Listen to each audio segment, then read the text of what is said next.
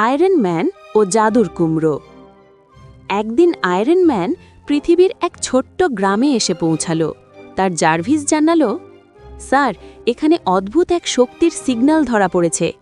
গ্রামের মাঝখানে গিয়ে আয়রন ম্যান দেখল এক বিশাল কুমড়ো, কিন্তু এটা সাধারণ কুমড়ো নয়, রাতে ওটা হালকা সবুজ আলো জ্বালায়। হঠাৎ কুমড়োটা কাঁপতে লাগল। দয়া করে আমাকে বাঁচাও! আয়রন ম্যান অবাক, কুমড়ো কথা বলছে! কুমড়ো বলল, এক দুষ্ট বিজ্ঞানী তার উপর পরীক্ষা করে তাকে জাদু কুমড়ো বানিয়েছে। সেই বিজ্ঞানী আবার ফিরে এসে পুরো গ্রাম ধ্বংস করতে চায়। ঠিক তখনই আকাশ থেকে দুষ্ট বিজ্ঞানীর রোবট নামল।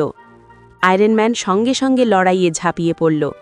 কুমড়ো তখন নিজের শক্তি ব্যবহার করে রোবটগুলোকে লতাপাতা দিয়ে বেঁধে ফেলল। আয়রন ম্যান তার রিপালসার বিম দিয়ে শেষ আঘাত করল। ভাং! সব রোবট ধ্বংস। আয়রন ম্যান কুমড়োকে বলল, আজ তুমি সত্যিকারের হিরো। জাদু শেষ হলে কুমড়ো আবার সাধারণ কুমড়ো হয়ে গেল, কিন্তু গ্রামের সবাই জানত এই কুমড়ো একদিন আয়রন ম্যানের সঙ্গে কাঁধে কাঁধ মিলিয়ে লড়েছিল। অরেঞ্জ। গ্রামবাসীরা সেই কুমড়ো দিয়ে উৎসব করল। নাম দিল হিরো কুমড়ো উৎসব। হিরো কুমড়ো উৎসব।